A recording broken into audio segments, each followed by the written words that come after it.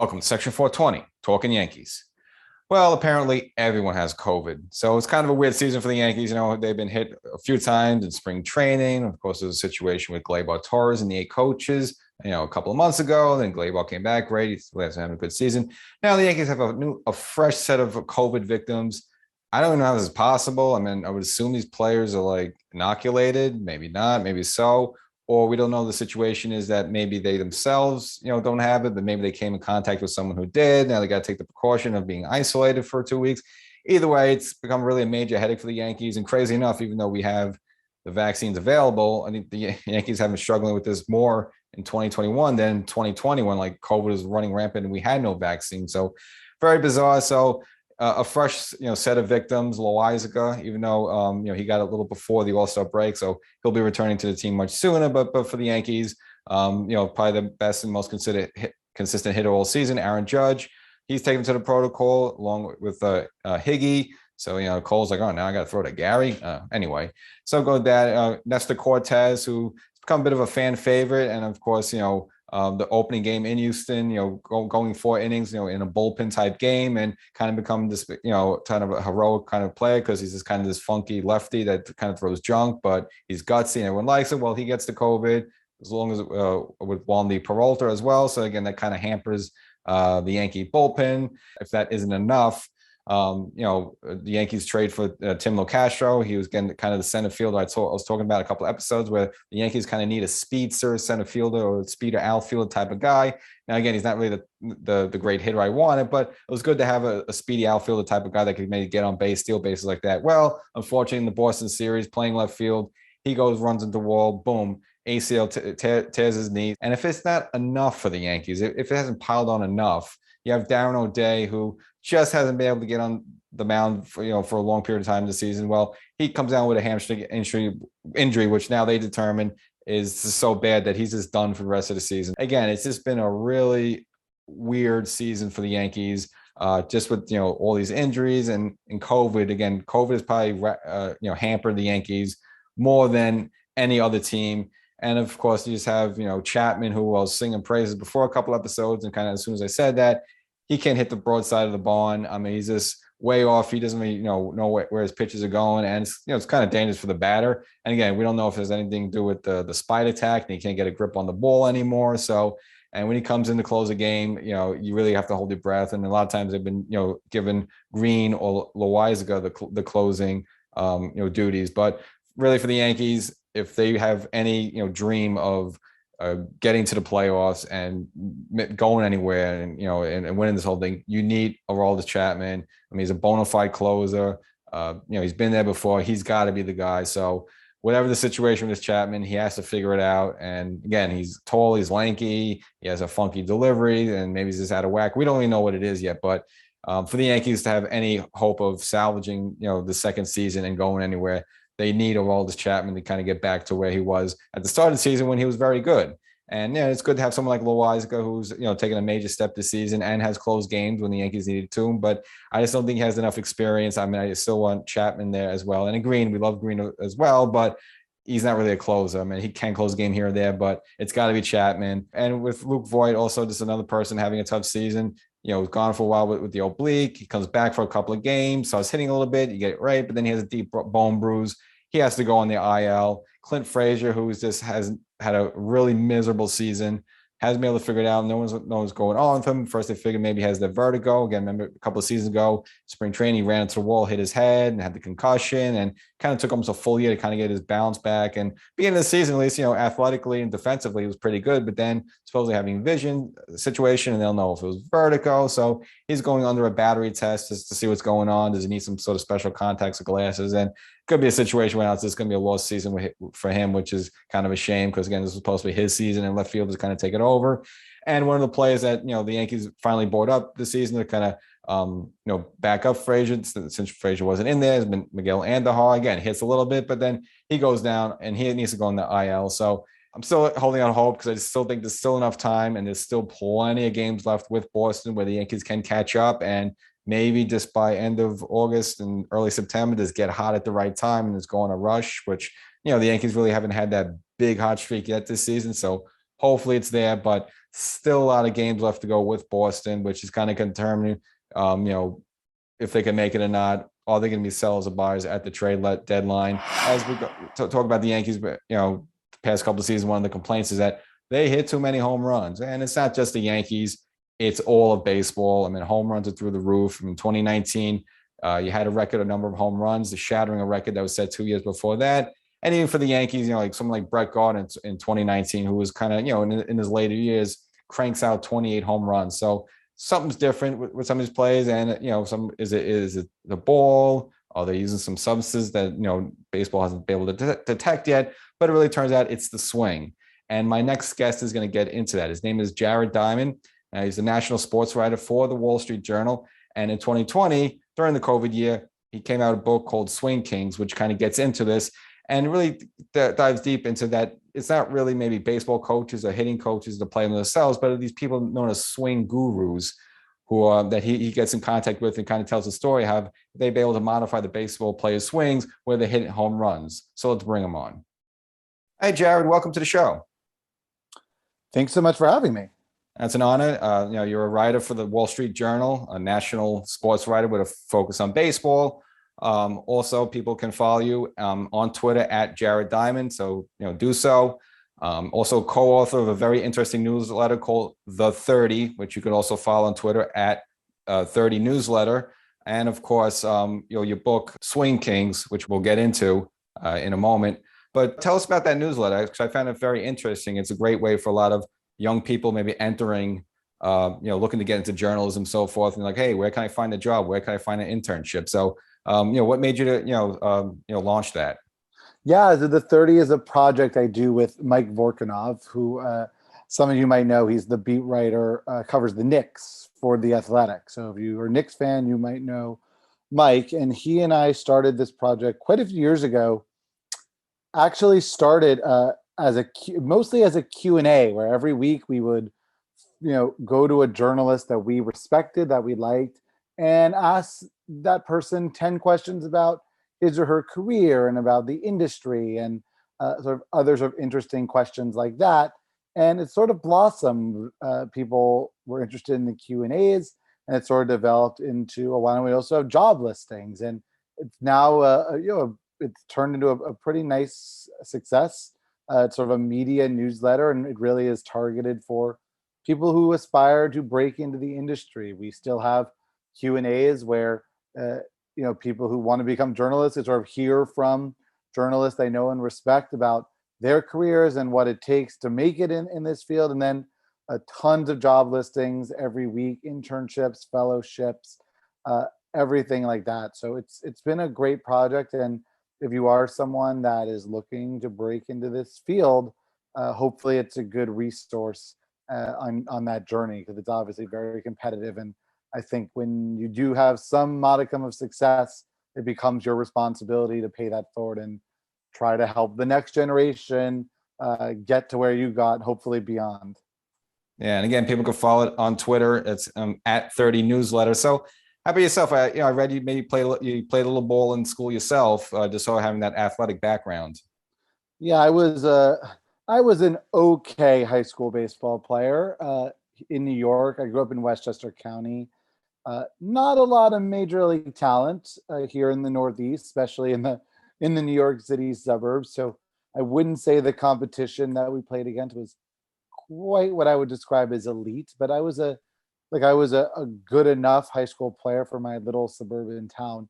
I knew pretty early on that I was not going to be a major league baseball player. That maybe in a different life that would have been a lot of fun, but it was pretty clear very quickly that I don't quite have the speed and strength to make it beyond high school. So that's sort of why I turned my attention to writing, because I really loved baseball and wanted to stay around baseball. But like playing through those years, of course, it's such great memories, and that it really sticks with you. I think anyone that cares about sports, who plays sports, even just high school sports, some of those moments, some of those games, some of those plays, I think they just sort of implant in your mind and never leave. I still feel that way about Little League games when I was 10, 11, 12 years old.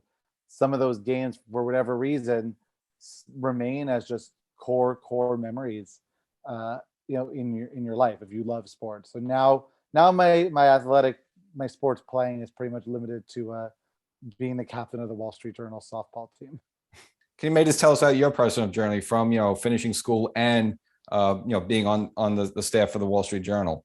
Yeah, so I was very unusual and fortunate that I knew this is what I wanted to do. I always wanted to be a baseball writer. It was my dream job because, like I said, I knew I wasn't going to play. I always liked writing, and once I found out that there was a job that let you just write about baseball, Major League Baseball, that was it for me. I was hooked, and I knew this was what I was going to do, and that was the end of that. So I was really fortunate to have a path I knew I wanted to follow. After high school, I went to Syracuse. I, worked at the Daily Orange, which is the Syracuse University paper. There's a long line of great baseball writers and great sports writers that worked at the Daily Orange before me, from Jeff Passan and Pete Thamel and Adam Kilgore, and the list goes on and on and on. And from there, when I graduated, I had an internship at the Virginian Pilot, which is a newspaper in Norfolk, Virginia, where I had the opportunity to cover AAA baseball, the Norfolk Tides, which are the AAA affiliate of Baltimore. And that was a lot of fun. Jake Arrieta was on that team. Zach Britton was on that team. A few other guys that people might know were still prospects at that point. And the internship came to an end in October. I didn't really know exactly what was going to happen at that point. I was very fortunate that someone that I knew, sort of a connection that I had, someone who I had gotten to know on a previous internship, had recently started working at the Wall Street Journal at a time when the Wall Street Journal sports section was still pretty new. And I ended up reaching out to him, told him I just finished my internship and I'm trying to figure out what my next move is going to be. And it just turned out that they had a job opening for an entry-level person at that moment. And I got hired to work at the Wall Street Journal. I was 22 years old. Got put on the baseball beat covering the Mets in 2013. So 2 years later, I covered the Mets in 2013, 2014, and 2015, which was a lot of fun. Of course, in 15 with the Mets going to the World Series, that was a really exciting time to be covering them. In 2016, I switched to covering the Yankees, is what was a very fascinating year for the Yankees as well. Alex Rodriguez retired. They traded Aroldis Chapman. They traded Carlos Beltran. Sort of an interesting year. And in 2017, I got promoted to the National Baseball beat, and that's what I've been doing ever since. So all told, I've been at the Wall Street Journal for 11 years, and this is my 9th season covering baseball. That's very impressive. And just a couple of your most recent articles, which people could catch on the Wall Street Journal website. So of course, just with the All-Star break just finishing up, the whole debate, the whole showcase was really about Ohtani, and it's like, wait, he's the greatest two-way player since Babe Ruth. Now you make the claim that he's at their respective stages of their careers, he's actually more impressive and actually a better player. Well, what impresses me, and I think what people get wrong when they describe Shohei Ohtani as Babe Ruth, is that, look, Babe Ruth wasn't really a two-way player, not at the same time. Babe Ruth was an incredible pitcher for Boston, a great pitcher, one of the best in baseball. When he started hitting, he didn't then hit and pitch. He just hit. He spent very, very little time in his career, less than 2 seasons, when he actually was both a hitter and a pitcher at the same time. And even Babe Ruth himself said that he did not think it was possible for someone to truly do both. It's truly remarkable. And now, look, it's fair that there was no DH when Babe Ruth was playing, and Shohei Ohtani is able to DH, and maybe things would be different if Ruth was able to pitch and DH. It's not an apples to apples comparison. It's very hard to sort of compare across eras, but the reality is that there's an argument to be made that just from the perspective of a two-way player, which Shohei Ohtani has done so far this year, is more impressive than what Babe Ruth did as a two-way player. Now, look, I don't think Shohei Ohtani is going to hit 714 home runs, so I think in that respect, Babe Ruth is safe. No, that's an excellent point. And I mean, you think for long term though, he would keep that up, or at some point he's probably going to have to maybe drop being a pitcher? Because I think being an everyday player, just in terms of getting a big contract or just longevity, you're almost better off being an everyday player versus a pitcher where you could have a Tommy John situation or tear an elbow and then like you're done for the year. Well, one thing we've definitely learned about Shohei Ohtani is that he is not very interested in money. If he were interested in money, he wouldn't have come to the big leagues when he did in 2018. If you remember, he gave up tens of millions of dollars to leave Japan in 2018. He could have waited 2 more years and then would have been posted out of Japan and would have made a ton more. And he said, nope, I want to go to Major League Baseball now at age 23. And he gave up tens of millions of dollars. So I don't know if money is really the driving factor in Shohei Ohtani's decision making. But look, that said, I don't think anyone really could predict what's going to happen in that respect. Yeah. Do I think he really to be able to hit and pitch at the same time for a long period of time? No, I don't think he'll be able to. It doesn't seem possible. But what he's done so far this season didn't seem possible. So my general attitude about it, and I've been asked this question a lot over the last week, is like, what do you think the future of Shohei Ohtani is? Honestly, I don't know, and I almost don't care. My big advice is if you love baseball, just enjoy what you're seeing now, because what we're seeing out of Shohei Ohtani is something that defies imagination. It completely changes what we believe to be possible on a baseball field, and it's incredibly exciting and incredibly fun. And I know I'm just going to enjoy it while it lasts, for as long as it lasts. And if 2 years from now it turns out he's an everyday player, or maybe he's a relief pitcher making the occasional pitching appearance and mostly as a hitter, that'll be okay and that'll be great. But for as long as we get this, I'm just going to try to enjoy it.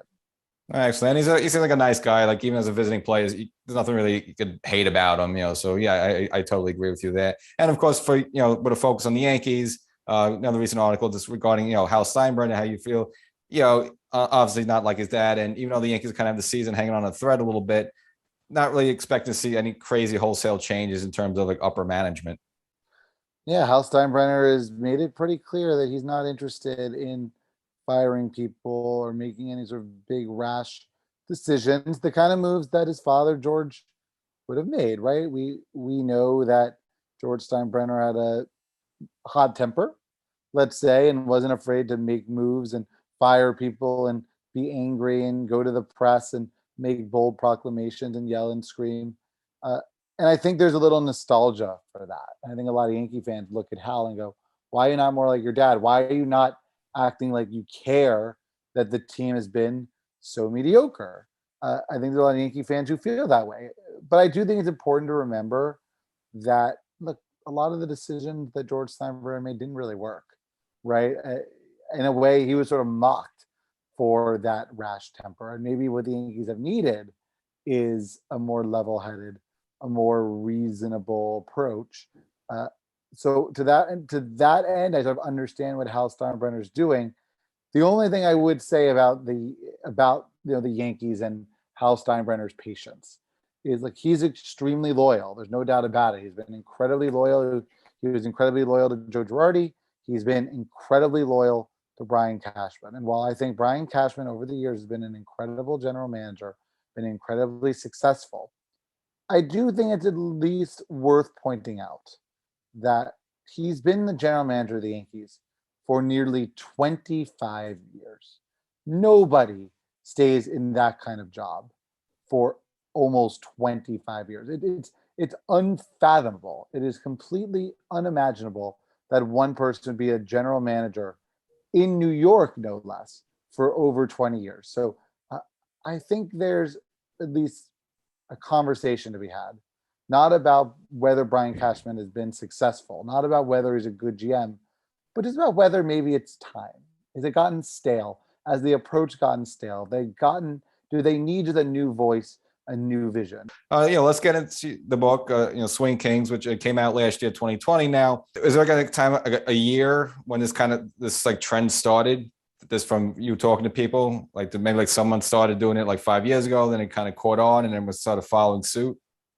Well, that's what's so interesting about it, because if you go back and read a book called The Science of Hitting, which was Ted Williams' book, he wrote it in 1970. He talked all about this idea of swinging up and try and hit the ball in the air, and that his swing was not level and that his swing was not down, but he swung with an uppercut. And Ted Williams wrote about this in 1970 and was using that approach in 1940, in the 40s. And yet, even though Ted Williams was saying all of this back then, it seemed like no one really listened, which is something I explored in the book, maybe why Ted Williams' teachings were sort of ignored for so long. It reached the mainstream around 2014 and 15. 2014 was when JD Martinez and Justin Turner both had their big breakouts. Both of them worked with outside hitting coaches. Both of them changed their swing in such a way that it allowed them to hit the ball in the air more. And that's when we started hearing about getting the ball in the air. StatCast started in 2015. That played a role as well. It really dovetailed nicely, because suddenly, using this newfound data, we were able to show definitively that the best way to have success offensively is not to hit the ball on the ground, but to hit the ball in the air. So those two things colliding, StatCast and the breakouts of Justin Turner and JD Martinez, I think really started what we now know as the fly ball revolution. And now it's just mainstream. These were radical thoughts back then. The idea that you swing up, the idea that you're trying to hit the ball in the air, the fact that your swing is not down or level. Now it's just the way hitting is taught. So a lot has really changed, really in a pretty short time. Just for the future of the game, I mean, do you see them just continue down this path, or trying to roll back ways where we can get some more small ball and more action on the bases and hitting the ball on the ground again? It's a $1 million question. I think everyone who loves baseball recognizes that there are problems with the game, that the product that's on the field in Major League Baseball in 2021 is not necessarily ideal, not necessarily the most entertaining product. There are too many strikeouts. There is not enough action. There's not enough athleticism. The games are too long and too slow. And I don't think that you're any less of a baseball lover or fan by acknowledging that. It's just a fact. It's true. The game could be better. So Major League Baseball is looking for ways to try to change it. And it's hard. It's hard to figure out what are the changes you can make that will get the desired results without being too radical that it fundamentally changes the game. Because I think all of us who love baseball, we don't really want baseball to change too much, right? We still want baseball to be baseball. We just want some tweaks that will sort of fix the aesthetics, or tweak the aesthetics of it, and bring it back from a game that so revolves around power. So I think we're going to see some changes as we move forward, especially next season as the CBA expires. The question is going to be what? And I have ideas that I would consider implement. I'm sure Rob Manfred and the players have ideas as well. So I'm intrigued to see what they come up with. And also, recently baseball, especially just the Yankees, we see all these freak injuries. Again, the Yankees seem to be plagued with them, but just especially with the Judge Stanton, the big guys. But just in general, of course, baseball, we're just seeing a lot of injuries. Do you think there's any correlation of them, tweaking swings compared to years ago, where now, again, players are hurt all the time? Whereas I look at the Yankees in the late 90s, like O'Neill and Tino and Brocious, like they never missed a game. They were just in there every night. Now these days, it's a totally different story. Yeah, the game has changed. There's no question about it. There's a lot of reasons I think we could get into for maybe why there's more injuries now, why there's more IL stints. Are there more injuries? Are players more likely to not want to play hurt? Some combination of it all. It's a fair question. And the reality is, to me, that the next frontier is health management in baseball, right? That's the next frontier of baseball, because from an analytic standpoint, everyone's kind of caught up, right? In terms of player evaluation, some of these other analytic principles that were new, 15, 20 years ago. All 30 teams have robust analytics departments now. All 30 teams use technology. So where, as a baseball team, are you able to get an edge over your peers, your competitors? And to me, the biggest one right now is health.